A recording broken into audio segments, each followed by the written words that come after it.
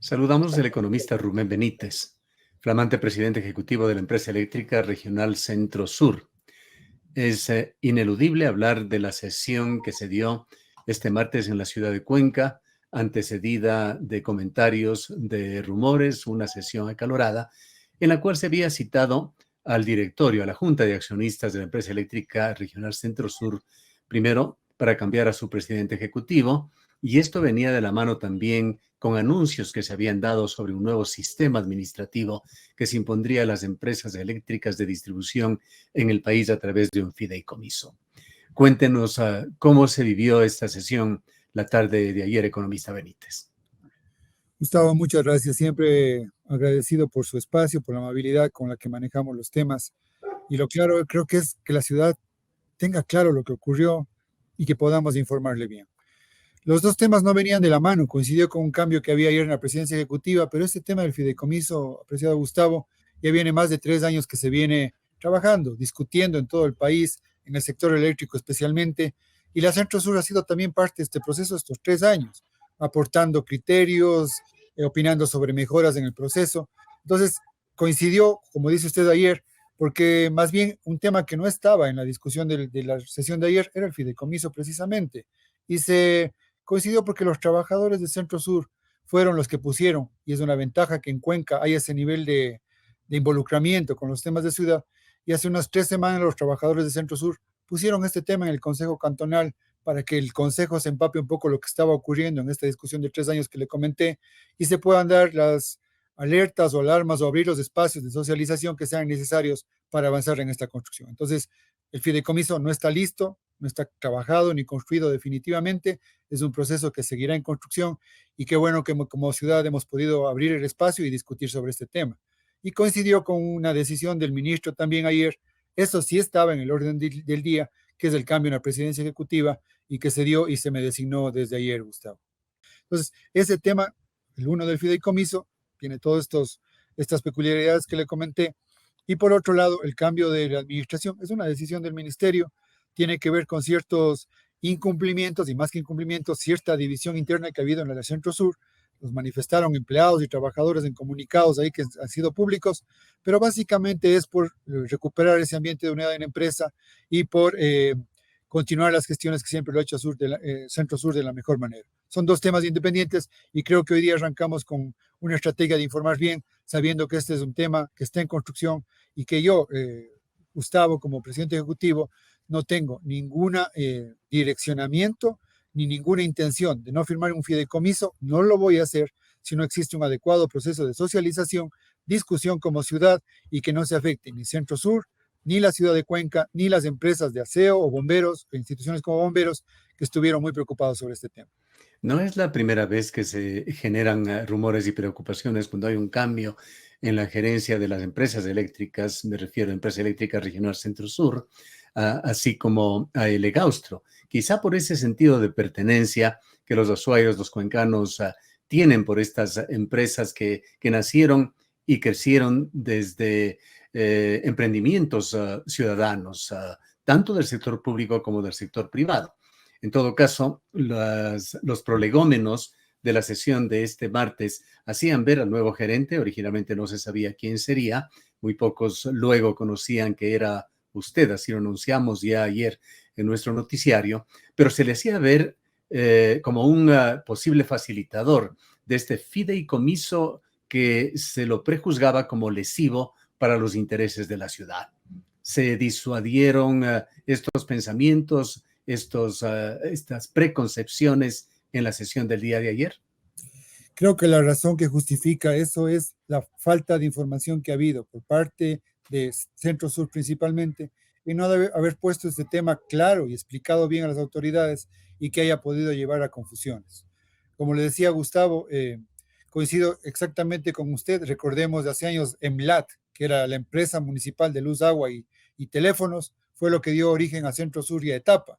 Y esa empresa la sentimos como cuencanos y cuencanos de corazón que debemos protegerla y defenderla. Entonces, creo que ahora, precisamente por eso decía, Centro Sur y el Ministerio de Energía y Minas debe dar espacio a todos los requerimientos que los GATS den para poder explicar en qué fase está, qué se ha conversado y qué todo el espacio que debería abrirse para los gas municipales sobre sus preocupaciones. Y vea que la preocupación principal que nació fue por esa falta de información en pensar que los recursos de aseo de calles del EMAC o de los bomberos o de alumbrado público iban a entrar a este fideicomiso y que por lo tanto íbamos a complicar la salud financiera de estas empresas o de la institución como los bomberos.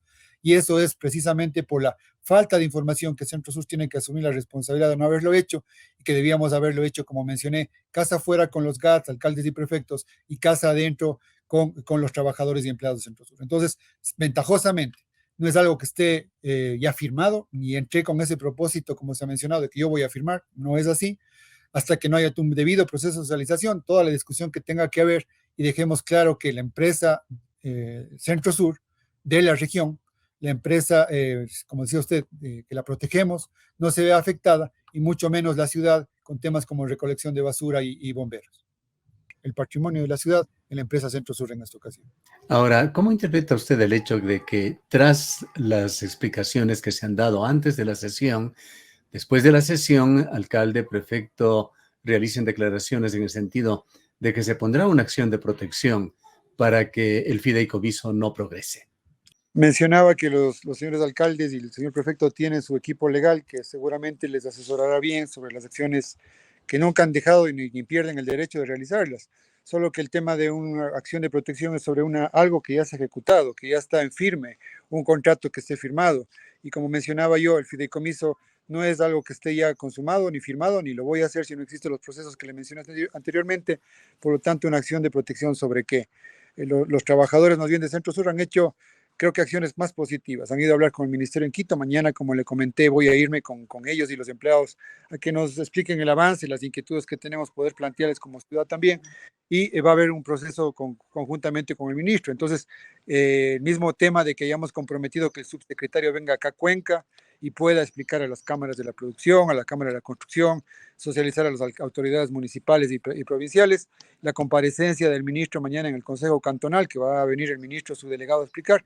Todos son esos espacios que creo que van a clarificar, manejar bien la información y ver qué se puede avanzar o qué no se puede avanzar sobre esta propuesta del sector. Ahora, economista Benítez, un fideicomiso, nosotros, legos en materia de economía, lo entendemos como una administración de terceros, de una tercera parte confiable, fiable, pero de alguna manera la empresa que es objeto de este fideicomiso pierde capacidad propia de administración en alguna medida. Entendemos o quisiéramos entender qué es lo que el fideicomiso administrará, perdón, de la empresa eléctrica regional Centro Sur y qué es lo que se seguirá administrando localmente. Gustavo, primero reiterar algo que mencioné al inicio. El fideicomiso no entra a los fondos del fideicomiso, lo que son fondos de terceros, es decir, recolección de basura, bomberos, el prado público, eso es fondos de terceros, no es plata de Centro Sur, por lo tanto eso no entra al fideicomiso. Lo segundo, Gustavo, ¿está en línea? Le estamos escuchando, adelante. Sí, lo segundo es que lo que sí entra al fideicomiso es los recursos que son de Centro Sur por recaudación de la venta de energía, que así son recursos del sector, y se establece, conforme a la normativa, un posible orden de prelación, que todavía, como le mencioné, está discutiéndose y trabajándose. Eh, ¿Por qué el sector necesita esto? No voy a hablar un ratito, salirme del caso Centro Sur. ¿Y por qué el sector necesita esto? Porque hay empresas, no Centro Sur, que son desorganizadas en sus flujos, que no manejan bien sus pagos, que no controlan sus deudas y no cumplen sus obligaciones. Y por lo tanto, las generadoras públicas y privadas no reciben los pagos por energía que están vendiendo para distribución. En el caso de la Centro Sur sí tiene ordenadas sus recaudaciones, tiene una muy buena recaudación, no tiene pérdidas técnicas manejables, no hay robos de energía que no sean manejables en la región, por lo tanto, los recursos alcanzan para pagar a todos y Centro Sur no tiene problemas en eso. Yo creo que la intención con la que nace esta propuesta del fideicomiso por parte del ministerio es ordenar a aquellas empresas que no están pagando la energía, que están gastando en otros temas que no son operación y no manejan bien sus flujos.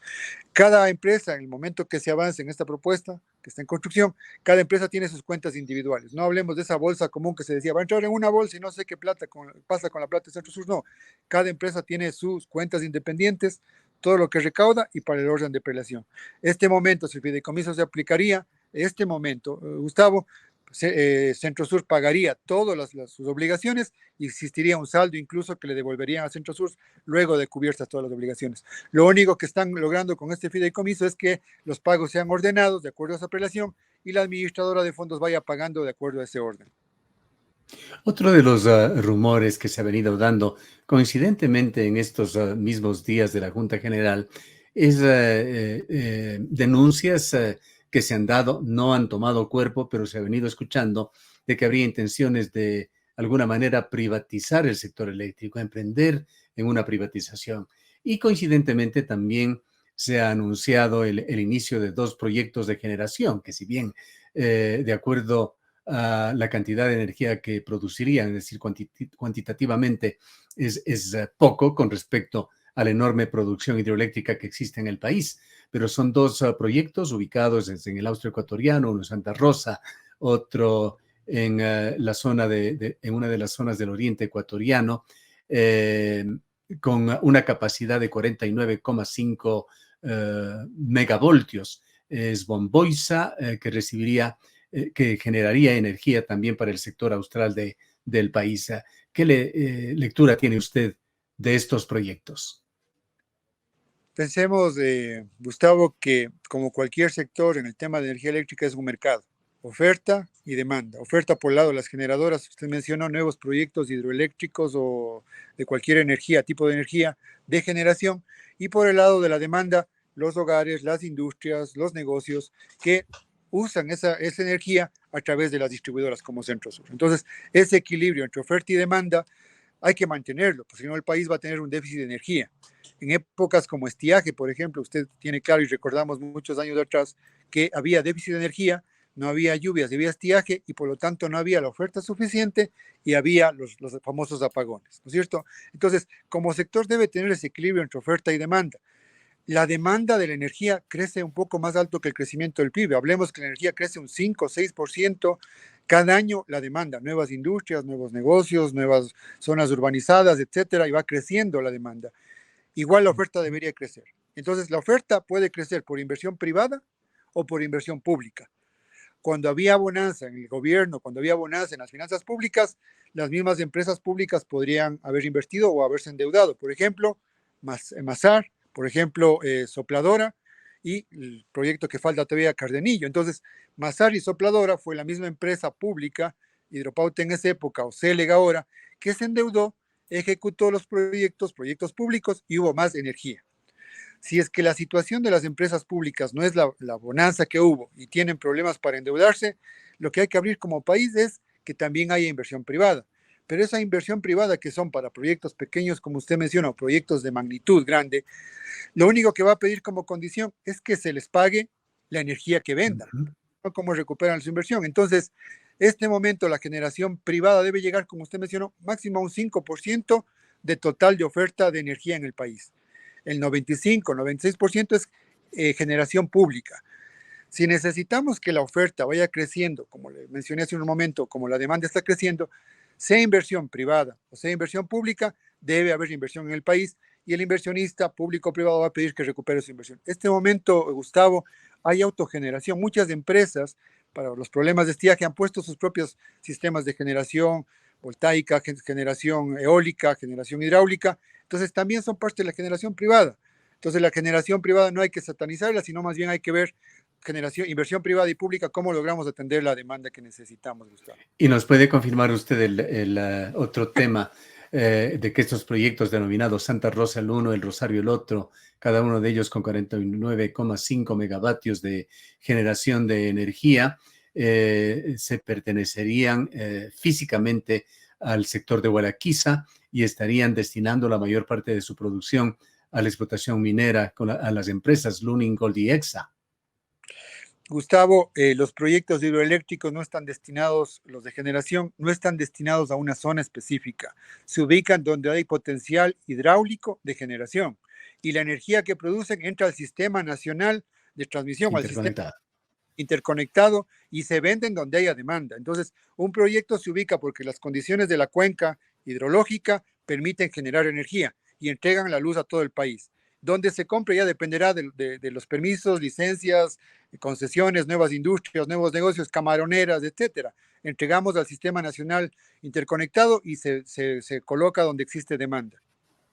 Por otra parte, economista Benítez, ¿qué opinión tiene usted sobre el tema de las tarifas eléctricas que se pagan aquí en la región? Hoy, cuando hablábamos con el ingeniero Luis Hidalgo, un experto en energía, exhibíamos el pliego tarifario que pagamos los usuarios en la ciudad de Cuenca, que fluctúa entre 9 centavos del kilovatio hora, puede llegar a 64 centavos. Hablaba el ingeniero Hidalgo de subsidios a la industria ecuatoriana que pondrían una tasa de entre 5 centavos a 9 centavos.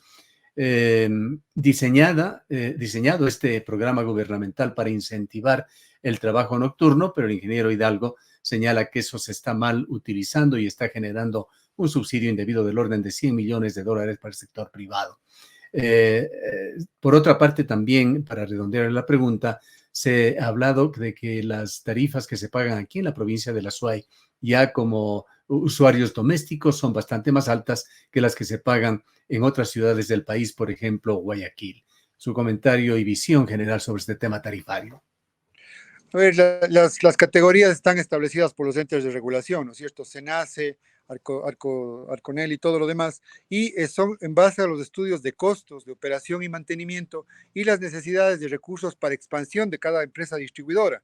Entonces va a haber empresas que son mucho más eficientes. Centrosur, digamos, tiene costos más bajos, personal más controlado, más eficiencia en los procesos, y van a haber empresas que manejan por el lado de los costos más altos, pero también lo que le dije, las pérdidas técnicas, robos de energía y lo demás.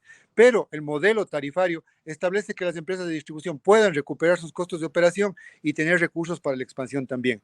Entonces, no es que la tarifa pagan diferentes en Guayaquil o en Cuenca, es una tarifa a nivel de país. Lo que sí, cada empresa recibe valores diferentes por sus diferentes costos de operación o sus diferentes planes de expansión.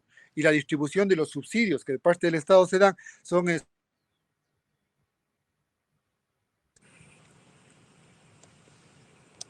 son en base a esos estudios tarifarios, Gustavo. Disculpe, se cortó.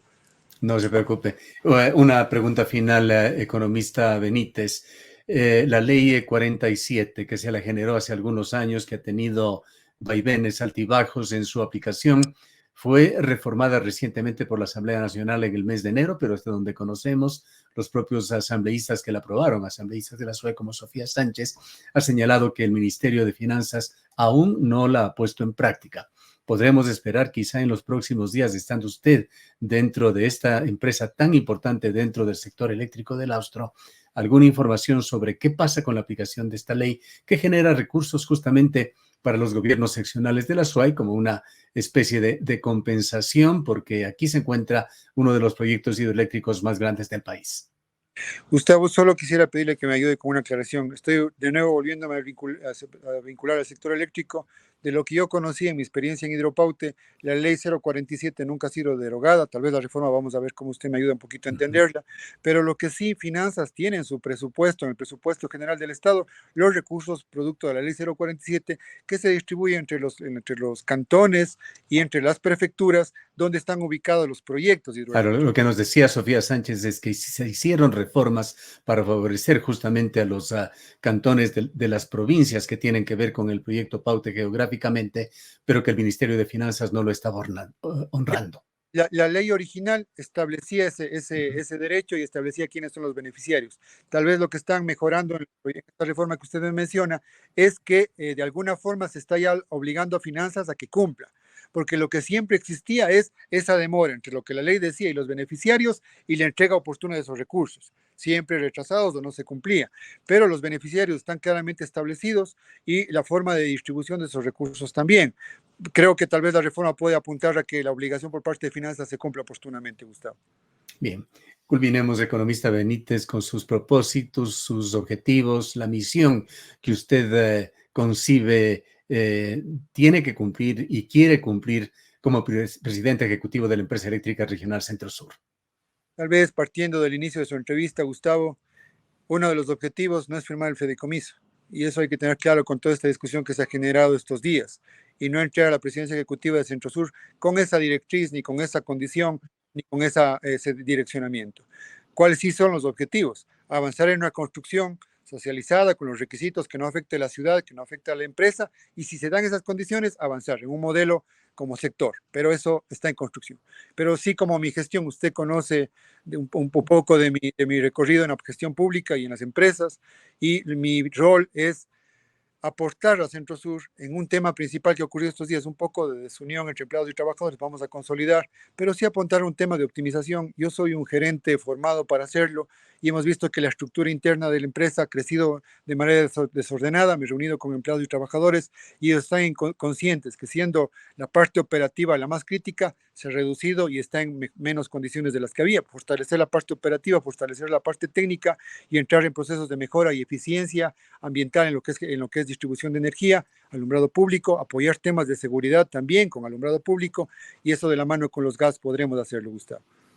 Le agradecemos mucho por habernos acompañado. A usted muchas gracias, siempre un gusto. Declaraciones del economista Rubén Benítez, flamante presidente ejecutivo de la empresa eléctrica regional Centro Sur.